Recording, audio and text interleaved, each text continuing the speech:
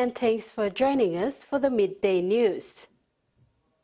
The police prosecutor's office located at Barker Police Station in Port Moresby will be closed indefinitely as it undergoes maintenance.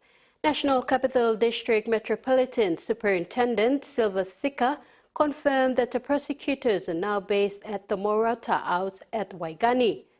Matsib Sika said with the situation at hand, it is important for the arresting officer, prosecutor and defendant to communicate so that police matters are presented in court without delay.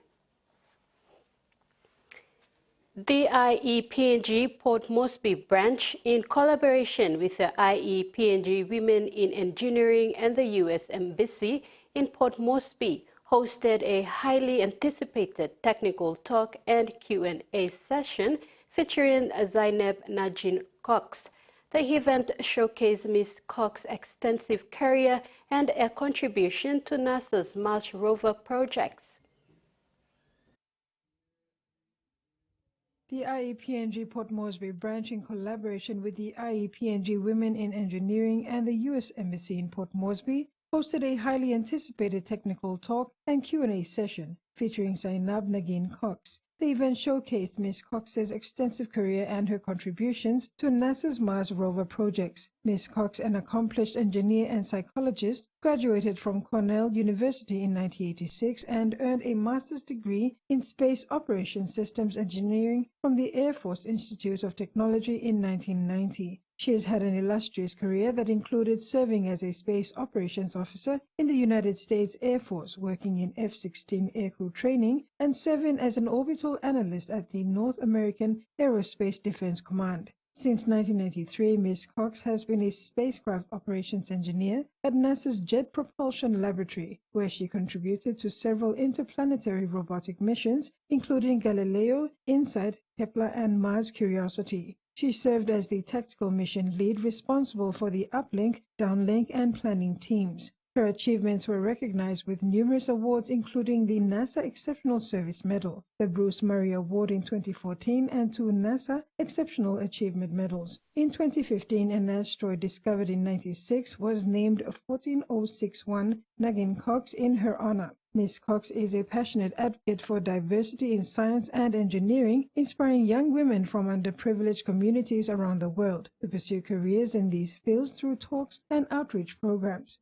PNG is one country. We are one world. You certainly can't see any borders, any religions. You can't see genders. All the things we find, the stuff we make up to divide ourselves. This is who we really are. And all of us in this room are privileged enough to to see these images, to change our perspective, and to pass it on. During her presentation, Ms. Cox spoke to young engineers about her field of work, sparking significant interest in the Q&A session. The questions from the audience delved into the intricacies of space systems functions and the extensive efforts involved in her projects. The event was an opportunity to learn from one of NASA's leading engineers and gain insights into the future of space exploration. Kawakiru Jr., TVWAN News.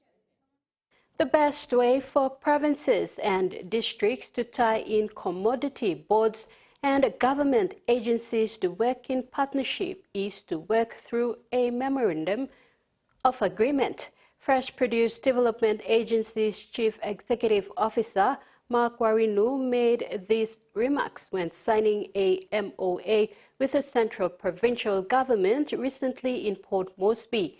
He said there is a need for districts and provinces to partner with relevant commodity boards to benefit the livelihood of the people. We have to come out of our comfort zone to doing something. And I think what we're going to sign is basically inconsistent, in line with the thinking of the national government and also the priorities of our strategic plan, where we would like to see all the communities transformed through partnerships with the development partners, as well as the development district development authorities and the provincial governments. And so that's the message that we have been taking right across the country, and I want to again commend the governor for taking on board quite seriously at this stage. The Midday provincial government has indicated its interest in participating in the Provincial Government Engagement Program run by the Centre of Excellence in Financial Inclusion, or CEFI. MPG hosted a consultation meeting with CEFI last week to establish an understanding of a way forward. If Midday signs an MOU, it will be the first province in Momase region to undertake the program. The National Financial Inclusion Strategy, or NFIS, 2023 to 2027 sets policy goals around promoting financial inclusion in the country, launched last year. The provincial government's input is crucial to driving and implementing these agendas as well as achieving these objectives. Foreign Minister Justin Tkachenko has announced that a foreign affairs bill has been drafted to support the implementation of PNG's foreign policy. Minister Tkachenko says this follows a key recommendation by the Foreign Policy White Paper Drafting Committee, the need for a Foreign Policy Act, a legislation that would support the implementation of foreign policy. The minister says the next step will be for the draft Foreign Affairs Bill to be conveyed to the Office of the State Solicitor for necessary legal checks to be made. Once a certificate of necessity is issued, the draft bill will be conveyed to the NEC for endorsement and will follow due process through the First Legislature Council to Parliament. The government's long-held ambitions to end Australia's live sheep export industry has become a reality, with this legislation passing both houses of Parliament. It's a win for animal rights groups, but farmers say the decision will have devastating consequences for regional communities, especially those in Western Australia, which is the only state that still ships live sheep overseas. A long way from home, this group of West Australians made an 11th-hour trip to Canberra. That is nothing. To make their case. What do we want? Keep the sheep! But the government would not budge. I'm very pleased that last night the Senate did pass the legislation that the government had introduced to ban live sheep exports by sea from the 1st of May 2028. This has been a long time coming. It's been a campaign that animal welfare groups around Australia have been running for many, many decades. I've never seen the sector so united, so mobilised and so furious. Federal Labor says it has a mandate to push ahead after taking the ban to 2 elections. A $107 million package is being offered to help the industry transition to more onshore processing. But the state Labor government says that's not enough. You have to do more. We need more assistance for WA farmers to assist them in terms of this transition. This is going to have a significant impact on the industry. They have an industry that's worth $80 million.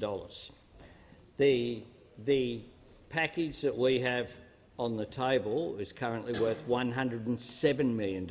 Wagga-based livestock manager Peter Cabot believes the effects won't be limited to WA, saying it will drive down prices on the East Coast. Well, it's going to have a massive effect on the markets, obviously, because you're going to have all these sheep that can't be processed in Western Australia that will have to come to the eastern states. The ban has mobilised a group of angry farmers and regional voters who are vowing to campaign against Labor in marginal WA seats in the lead up to the next federal election. And there's a clear point of difference, with the coalition promising to overturn this law if it's elected. In sports, the Central Province will now have its own sanctioned Provincial Rugby League affiliated to the PNG Rugby Football League. Called the Rufina Cup, it is a significant and strategic concept supported by the Central Provincial Government, backed by Governor Rufina Peter, who officiated at the launch on Tuesday, July 2nd. With a sponsorship of 400,000 kina to kick off the competition. The launch paves the way for the Central Provincial Government to come on board and assist the Central Provincial Rugby League Board.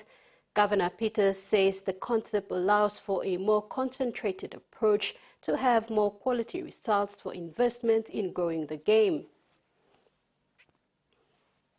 Former Tumbe and Gurriers utility player Alex Max is relishing his debut season with the PNG Hunters, while his ability to conjure up ties from any position and anywhere on the field has become his trademark. Against Ipswich Jets on Sunday, Max on his return played at centre after a short slant on the sideline and made an impact by scoring 2 tries in the 5th and 9th minute to put the Hunters on the front foot, seeing them come out victors in the end despite a late surge from Jets. Max has vowed to maintain his good form when the Hunters meet North Devils round 17 of the QRL Cup this Sunday in Brisbane. Max believes the Hunters, with the current playing group, can create their history by playing finals footy again since the foundation team last won it back in 2017. We the boys are ready to face the Devils this weekend. This and the midday news. Join us at 6 for the main bulletin.